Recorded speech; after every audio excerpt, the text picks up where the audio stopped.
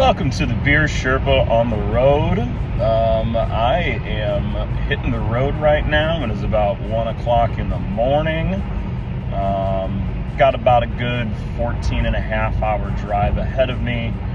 So first stop's going to be my brother's house, and then tomorrow, which will be Saturday, March 16th, my other brother and I, we are going to be heading down, and on our way down to Austin, we are going to stop off at Tanglefoot to have a few beers there and chat with the owner about Czech lagers, and also share some of the beers from Off Square and see what he thinks about what we do. So I'll give you guys some updates as a drive, and we'll see you in a little bit.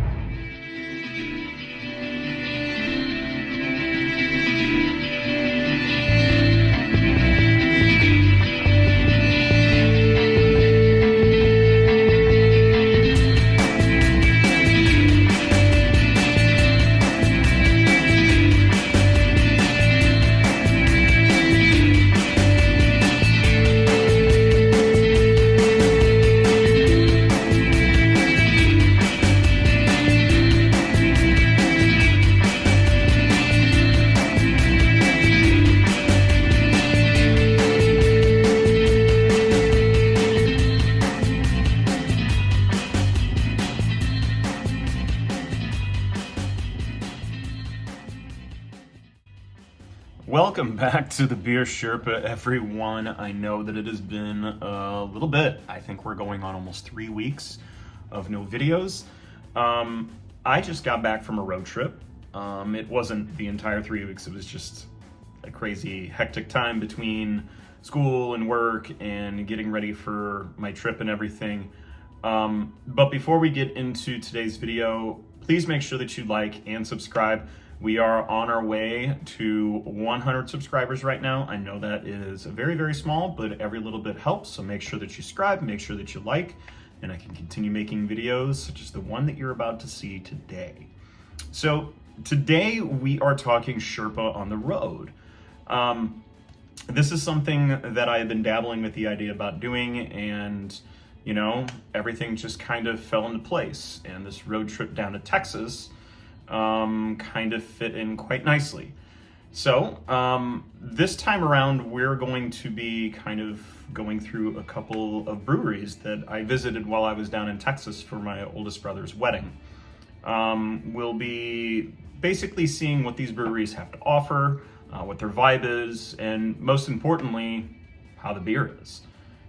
So first and foremost, I am sorry it has been so long. Life does get pretty busy, and we all know stress and anxiety, all that kind of stuff. And all of that, especially coupled with travel, was a lot for me to bear. And I just needed to focus on priorities, which was just taking a step back, taking a breather. But I headed out to Texas for my brother's wedding. This is my oldest brother, Tim. This is going to be an interesting trip because it is not your typical wedding. His wedding was at a Renaissance festival, which honestly was kind of fun and kind of different. And me being the best man, I had to dress up like a pirate. Yes, that's right, Danimal the pirate. Initially, when I began this idea of heading down into Texas, I had my eyes set on at least visiting one brewery. And I ended up visiting 2 on this trip, which is kind of cool, and I didn't expect it. And initially, I wanted to do a solo trip to the breweries and do some video and, you know, maybe interview the owner or the brewer or somebody just to kind of give a different perspective. But because of my crunch on time, I wasn't able to do that. But I was able to get somebody to join me, which is my older brother, Larry. He's going to be making a little bit of an appearance in a couple of pictures. But the first of the 2 stops that we took down in Texas was Tanglefoot Brewing down in Temple, Texas. Now, this is a part of Texas that I'm not familiar with. I've never been actually that far south down into Texas. Andy, the owner and operator of Tanglefoot, and I kind of made connections on YouTube. And check him out. I'll throw a link up in the video itself. His brewery makes and only specializes in one style, which is kind of cool. It is a Czech lager.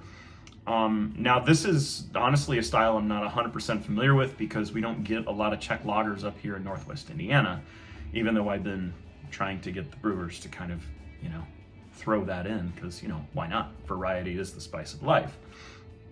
Czech lagers are altogether pretty different from German lagers. While they both are lagered in general, the process is different as well as the malt builds and the body. German lagers tend to be a bit on the drier end in general and lighter in color, whereas Czech lagers use decoctions. Now, if you've never heard of a decoction, it's basically taking a portion of the mash and boiling it separately and then reintroducing it later. This creates a richness, a very, very silky, smooth, thicker mouthfeel, and an altogether different flavor from that of a German lager. So while at Tanglefoot, my brother and I enjoyed 3 different kinds of Czech lagers. But overall, our favorite was the 13 degree. It is a dark Czech lager. Oh, so good.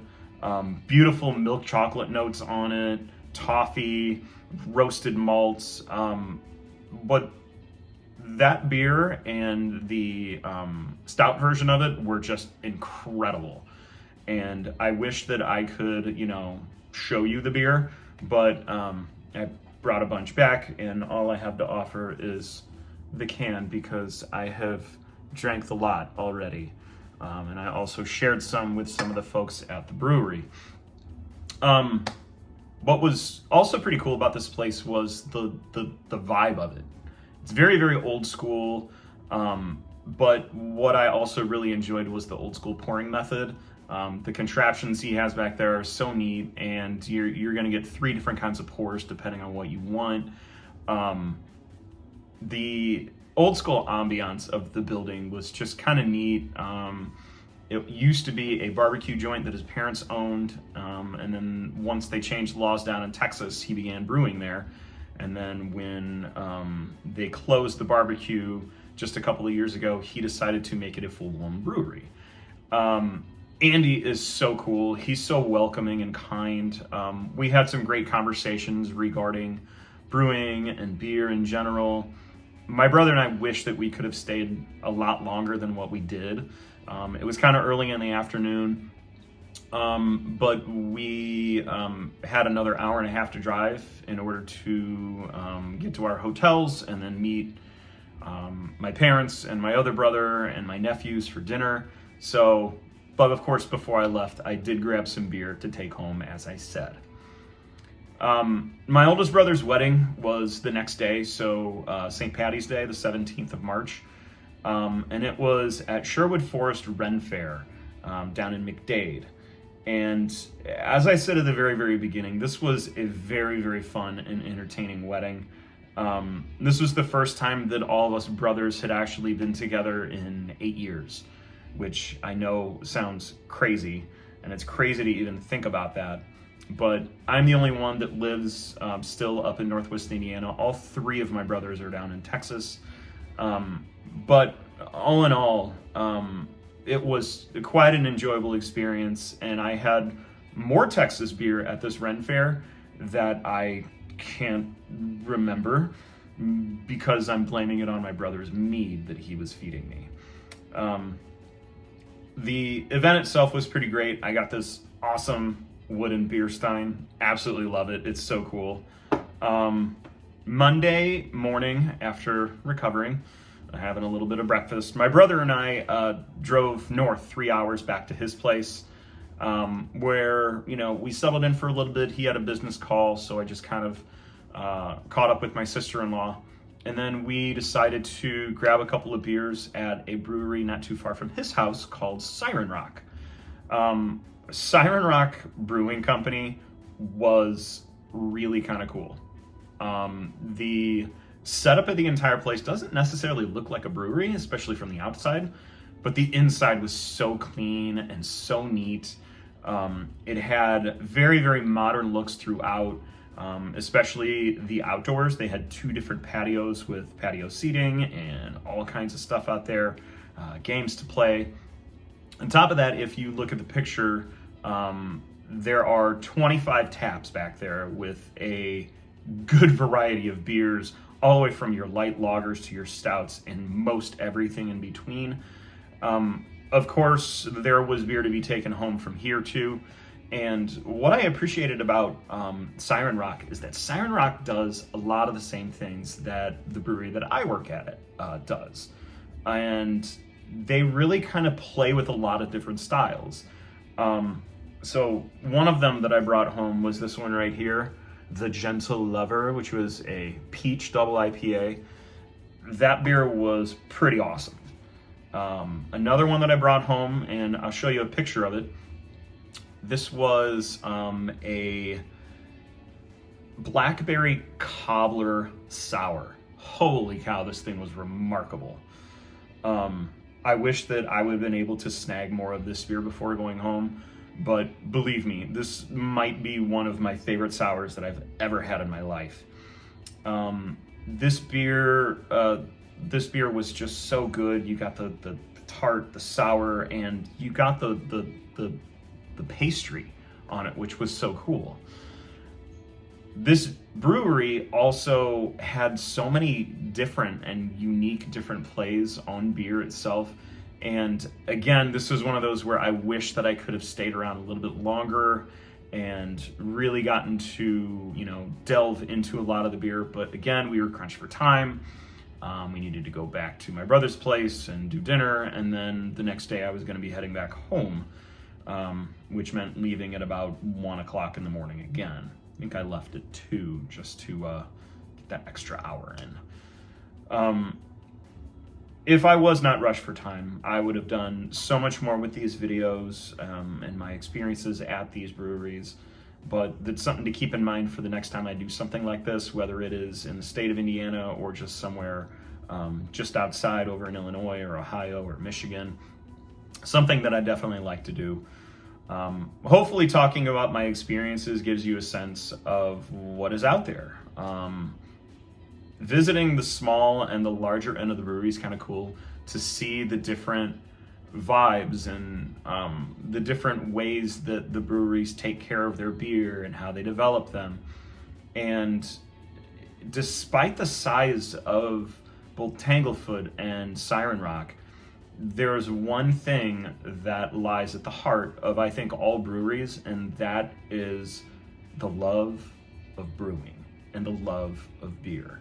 And both establishments had it. You can tell by the care that they give within the beer that they put out. Hopefully this gives you a chance to kind of broaden your horizons in terms of beer and styles and kind of go outside of your comfort zone. Until next time, I hope that you guys keep tuning in. Prost.